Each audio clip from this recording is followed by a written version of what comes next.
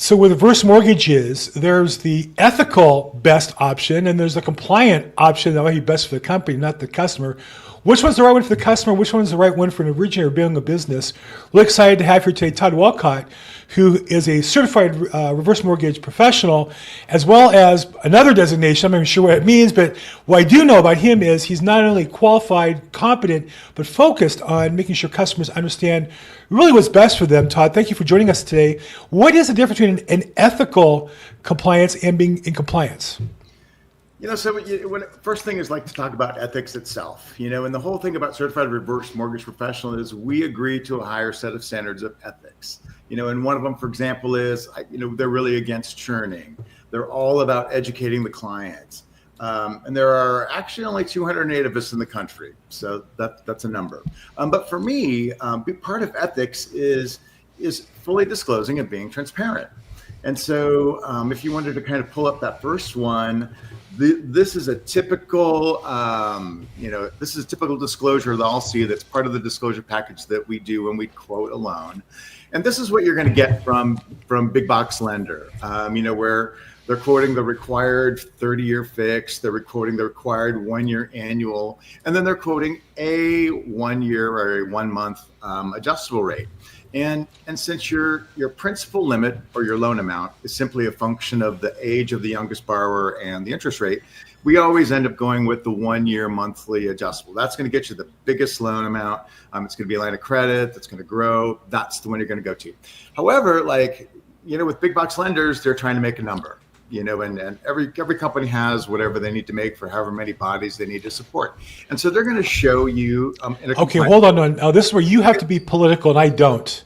Yeah. Because they're your colleagues and your competitors and you have to be friendly and you're in the industry. But I can say it as it is, which is big companies are focused on profits to their shareholders, not building a business based on their personal professional reputation, like those of us who have customers, i.e. I'm a real estate broker, Todd is a mortgage originator. And so he's not going to just make, what's the saying, sheep get skinned, but pigs get slaughtered.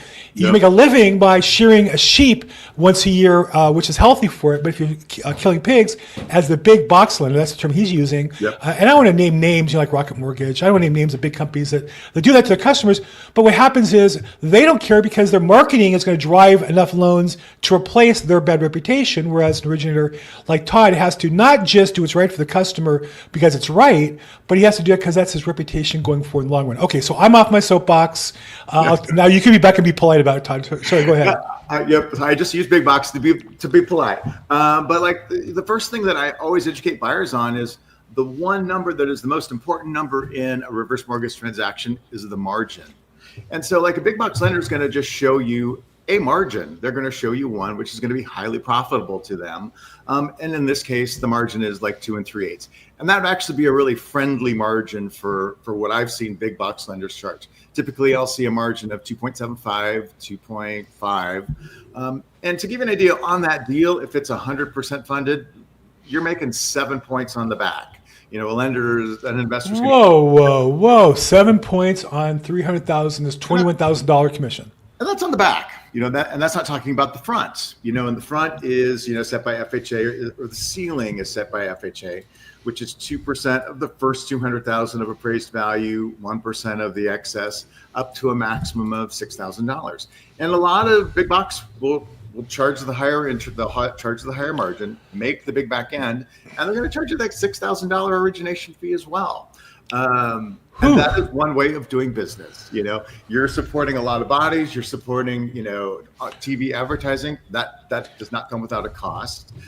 So you've got a different way of doing business than when you work with, a smaller, set of originators, brokers, where I don't have to feed that many mouths, and I'm not doing, the TV advertising. More, most of my business and our business is CRMPs is referral. So instead of paying Tom Selleck, you have me. That's my favorite one is Tom Selleck Mortgage, but I don't want to be sued. So. And I love Tom Selleck. He's a fellow Trojan, discovered at the gym where I used to play basketball. Great guy. But he's advertising for the dark side of the forest. So you can pay him and then get this loan, or what's the alternative a customer might face? Alternative is page 2 of our disclosures, which is, and to me, this is ethics. This is part of like being fully transparent and showing clients that there isn't just one margin. There isn't just the one margin that big box lender showed you, which is very high. And so like as part of an ethical disclosure, I'll still show you the required. I'll still show you the 30-year fixed, the 1-year annual, and then I'm going to show you some options that are all going to be lower.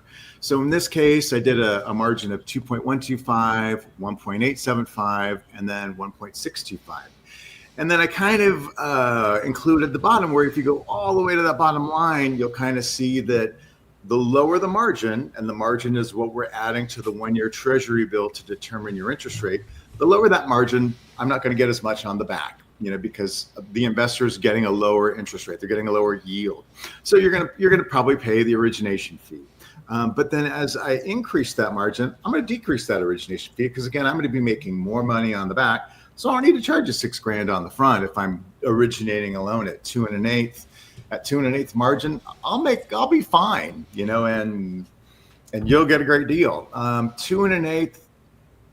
I don't know that I've ever done one at 2 1/8. Because one thing is that when you kind of disclose and educate a buyer on how the margin affects their cost of borrowing. In this case, the principal limit's $327,000 in the first column, but you're saving, 0.5% in rate over the 2.125 margin. Right. All right, so that's $1,600 a year. So if you keep this loan for 4 years, then all of a sudden you're at $6,800 in extra interest you would pay at that higher rate, and so the lower margin is the one that makes sense. The lower margin also makes sense because again, your loan amount is a function of the interest rate or the expected rate in this case, which is the 10-year plus your margin. So the lower that interest rate, the higher your principal limit's going to be. So you'll kind of see that in that middle column where the margin is 2.125%, a borrower is only getting $308,000. I'm making a ton of money. And imagine if I were making that at 2 3/8 or 2 5/8 on the margin, which is big box, that's going to really curtail your principal limit. You're going to need to bring more money to the table on a purchase, or you're just not going to have as much money as a credit line if you're doing a refinance or if we're just setting up a credit line for to use as a hedge against retirement assets decline. So the lower the margin, the greater the limit. So in this case, you're looking at a principal limit of $327 with a margin of 1.65, which is going to be $20,000 more loan than if you didn't pay the origination fee and took the higher interest rate. And so like in this case, you're probably going to go with the lower one. You're probably going to pay the fee because that makes sense. But in this case, like I've educated you on why that's the option rather than just saying, here's your option. Here's the only interest rate. And margin are typically between 1.5 is about the lowest I've seen. And at 1.5, you're paying points. And I've seen margins as high as 3.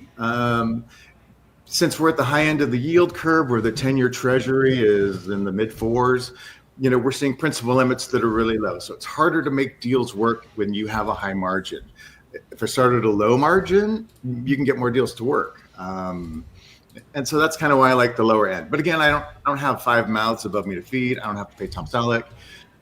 I don't need to charge, and make $40,000 on a reverse mortgage. And I do this for free, by the way, for anybody who's asking. But I think there's a couple points here.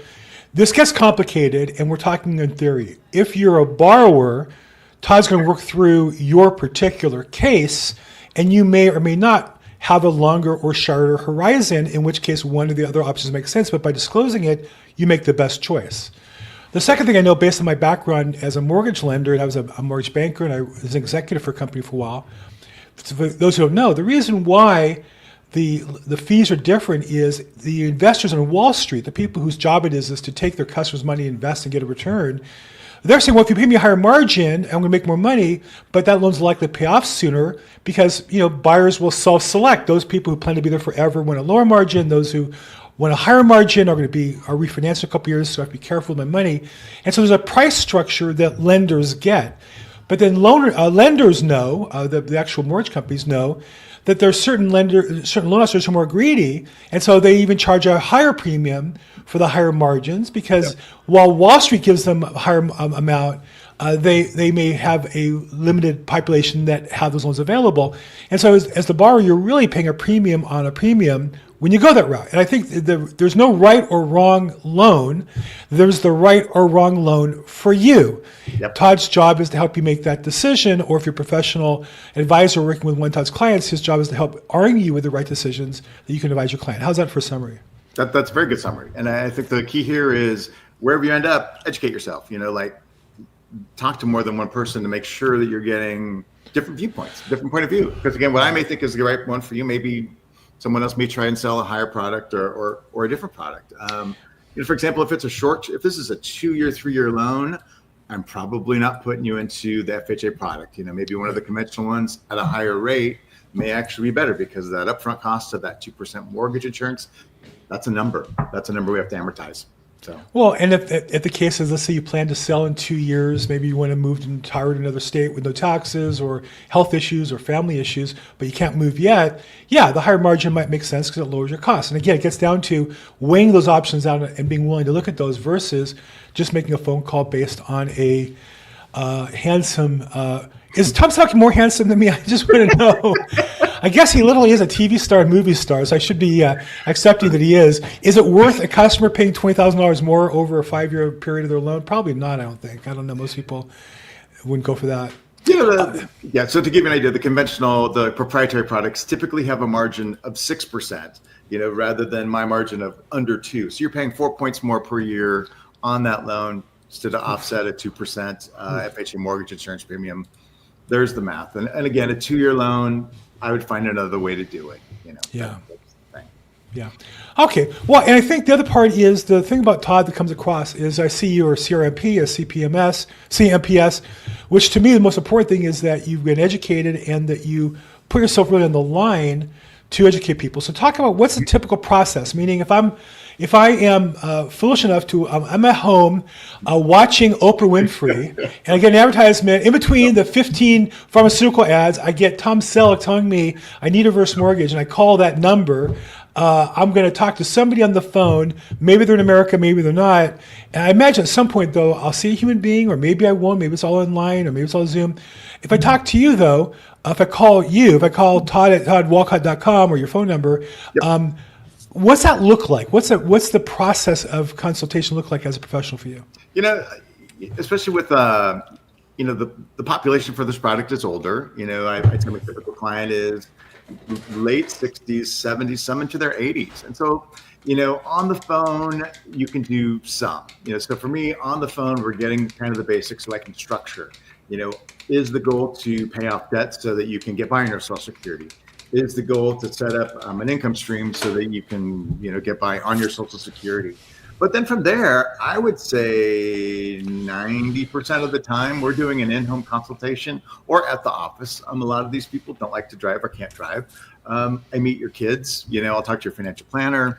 And so it's a lot more personal, than just on the phone, and I will come to your house and pick up documents and, some in my neighborhood or in my area, sometimes they want to go to a bar, and I'm like, I am all about gin and tonic and talking about a boring topic, but really it's kind of the first conversation is just overcoming all of the myths around the product, where I'm going to take Nana's house and we're going to kick someone out when one of you dies. We have to just get through that. That's one conversation. Right.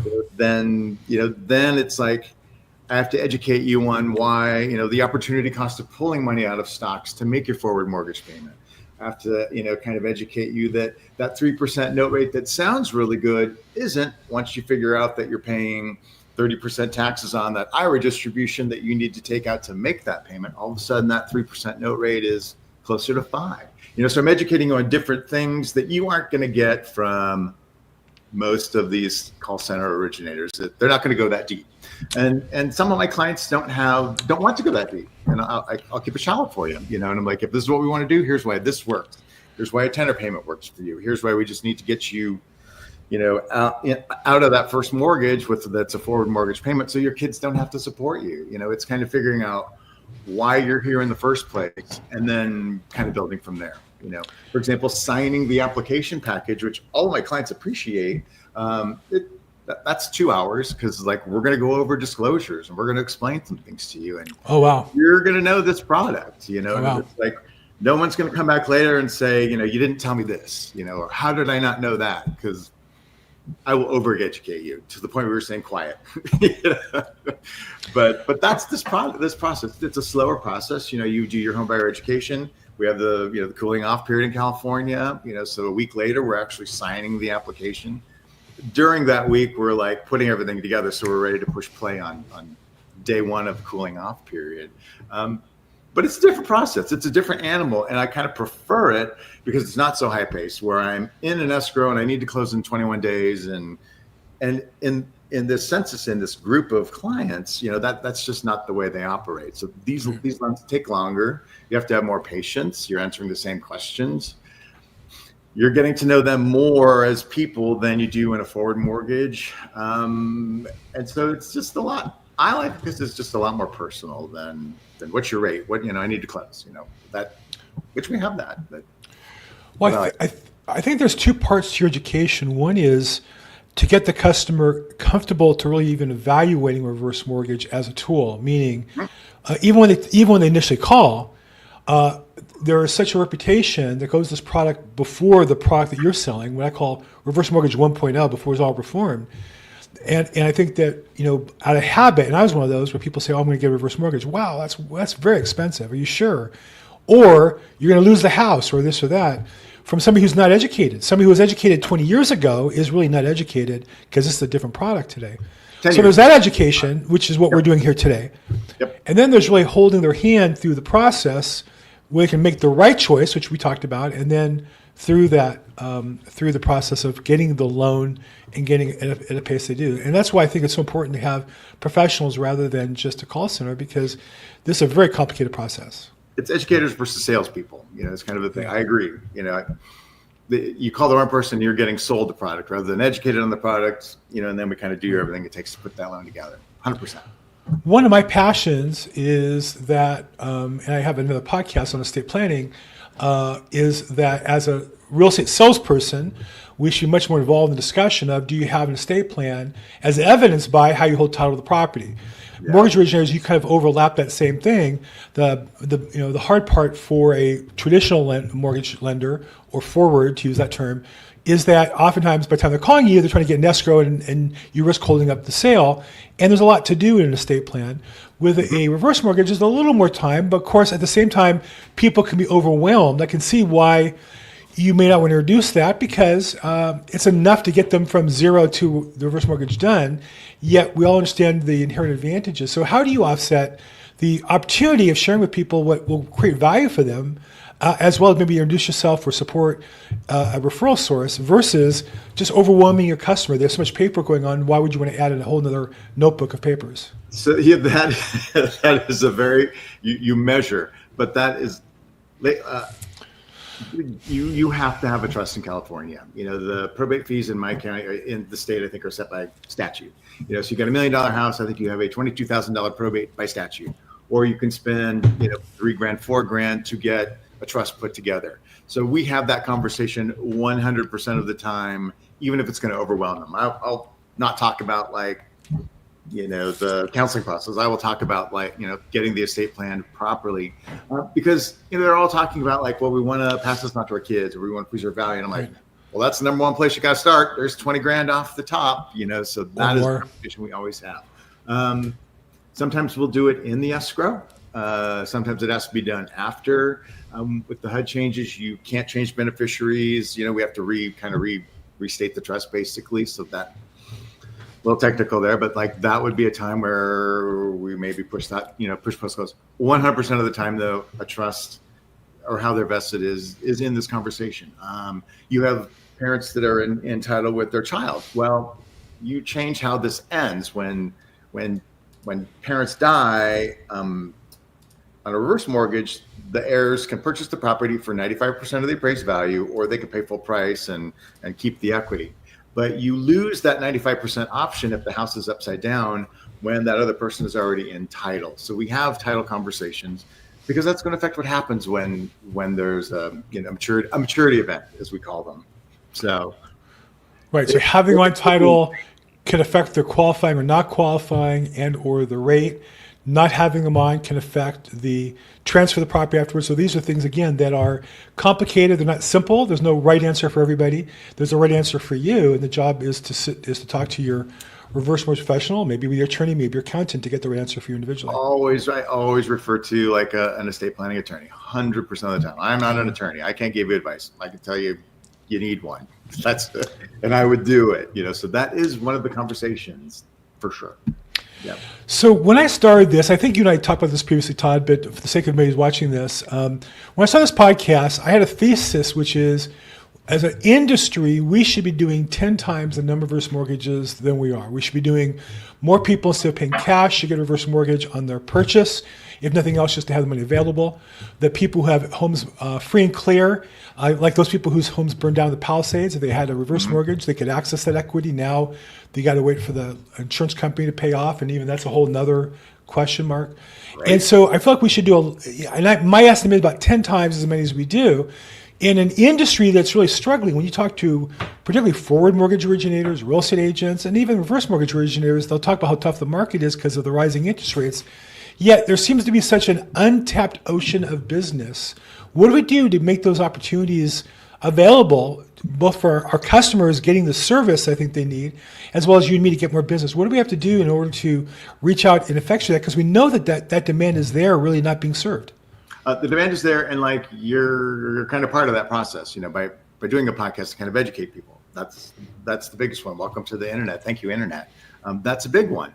Number two is, just as an originator, when I meet a new agent, like I'll educate them on the reverse mortgage process. That's reverse is most of my business. I've got 40 years of experience in lending, which means that I get a lot of tough deals that get turned down. We have a lot of leasehold in our market, which is unique. So I still get forward mortgage calls, but I'll just kind of take that conversation to reverse, because in Palm Springs, this is kind of our client of 62-year-old plus. So this is an option for them. And I always say, let me educate your buyer on this. We'll still probably do a forward, but they need to know about this product. The other one is for, as a company, Contempo, we're big locally in leasehold and pretty much reverse. And so we do a lot with the board of realtors to kind of get them educated. But I think it's kind of a multi-pronged approach. It's direct mail to existing clients. It's educating every new client, every new realtor that I come up against, and they're just doing kind of education opportunities through our realtor associations here in the Coachella Valley. So. Okay, now I'm just a curious guy. Forgive me if it's too personal.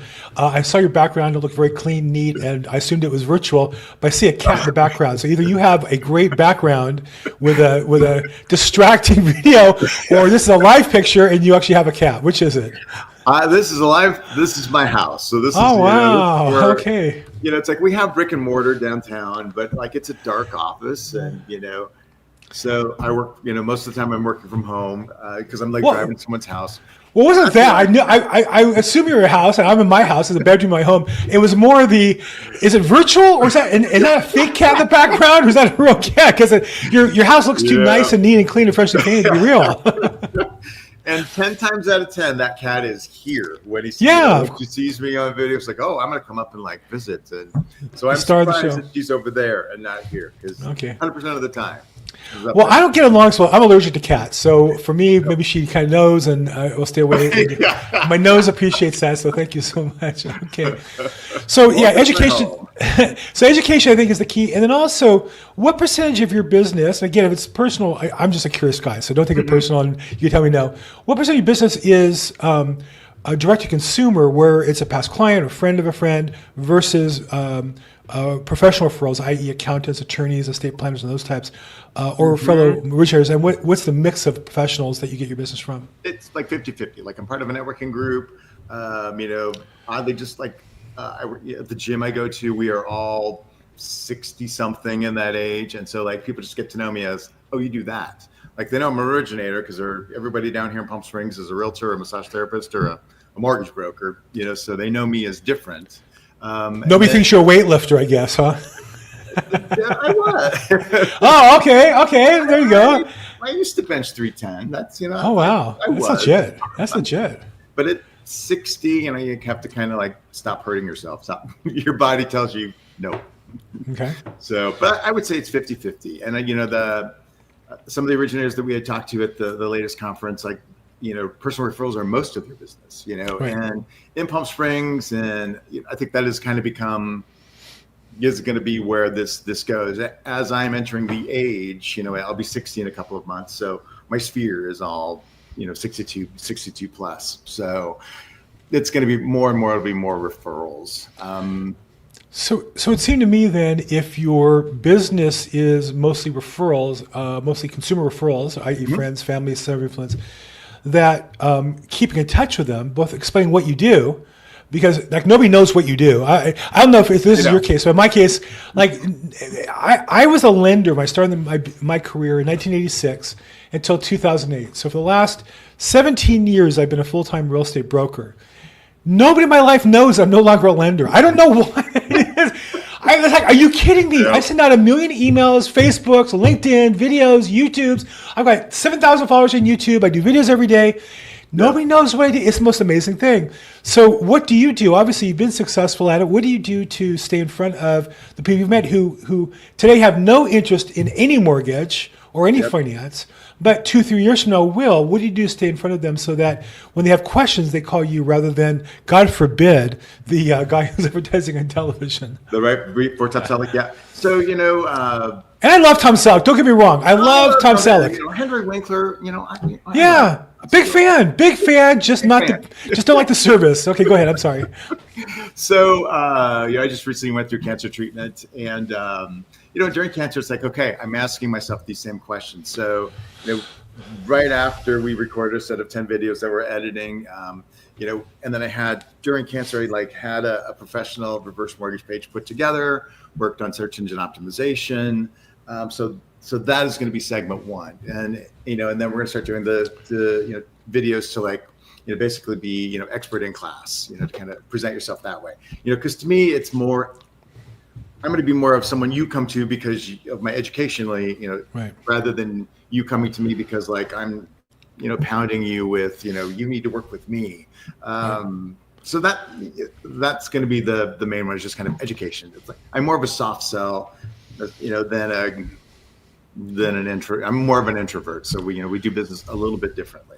But it's really important to you, just in preparing, and full disclosure, we did this interview a few months ago, and due to my technical incompetence, we lost the video. So we're reshooting this episode.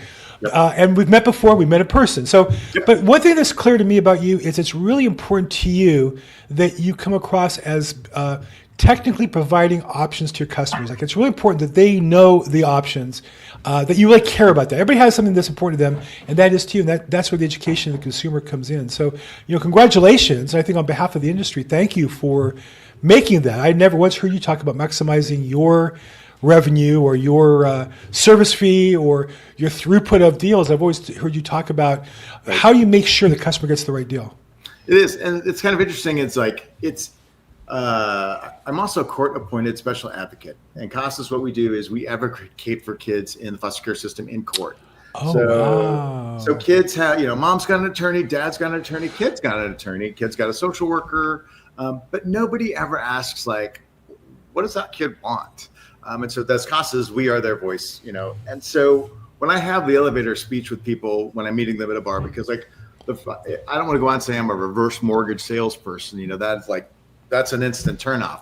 I'll actually lead with CASA, and I'll explain that program to them. And then they're actually interested in talking to you, knowing that, you're not all about just selling them a product, that, I get to tell them what we do, to help foster care kids. And also, if CASA is a great program.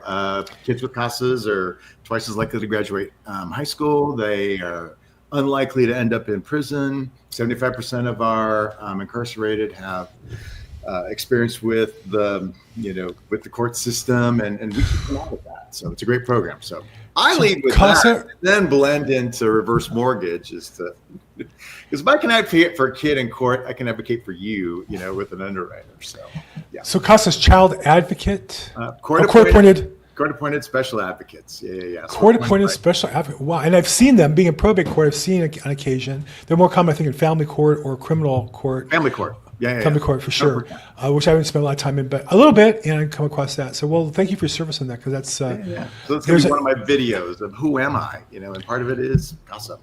Endless. Talk about markets with endless supply of customers potentially. That one, unfortunately, heartbreaking, is true. And so many of the CASAs are older and aging out of the business. There's very few people aspire to get into that and go into college and learn how to do it. So you're really feeling a need there that's probably never ending. It's volunteer, and you're there. My sister-in-law did it, and she had her kid for 9.5 years. Wow. I don't think of breaking confidence, but my kid's 12. So wow. It could be a 9-year process. So wow. And that's what you're there for. You're in there for the long run. It's not to. If you want to feel good for a year, go walk dogs. Don't take on this role. You are the most stable person in this kid's life most of the time. So I used to volunteer at Special Olympics when I was single. And then when I was married, we had a child, and we only had one. We tried to have more, and I always thought we may have a little extra room in my day to help somebody who doesn't have, big brother, but I didn't want to deny my own daughter. And then she ended up getting married, and then has kids. Now we have grandkids, so I kind of missed. I waited a little too long there, but I really admire people who find ways in their heart to help children, whether their own or somebody else's, or all of our children, really. In your case, what you're doing, it's just. I've seen, unfortunately, like you mentioned, those who don't get support, it's not good. Does not end well. Yeah. Well, look, I don't end a bummer here. Todd, I really appreciate your professionalism and standards as far as this business. If somebody wants more information, we have on the board here your name, your cell phone number, and that is your cell phone. Just by the way, I did the triple check myself. 760-808-4500 is such a good number that you got it on your cell. Great number. That's fantastic. And Todd at toddwalcott.com. And if you want to see the website, I think we had it up earlier, but my technical staff, that's me, a little soul in the draw. ToddWalcott.com brings you his Contempo lending page, and there's a handsome guy that's Todd, as well as his contact information, and a lot of great content on reverse mortgages and such to give you more. So Todd, thank you again on behalf of your work for the industry and your friendship and support of the podcast. Really appreciate it. Great to be here. Great time. And for the rest of you, I'm Bill Gross. This is our Reverse Mortgage Podcast. We get together every week with a new episode. We interview top producers, professionals. We really want to raise the standard of the service that the industry gets. And so tune in every week. We also have some managers, some vendors that help as well serve our customers in the field. I'm a real estate broker serving Los Angeles and California, probate and trust-related real estate. If I can help in any way, please reach out at Bill Gross Probate on all social media. Call, text, or email. If you have somebody that you think I should be interviewing, or you are somebody who should be interviewed, feel free to reach out as well. As always, make today your best day ever. Thanks.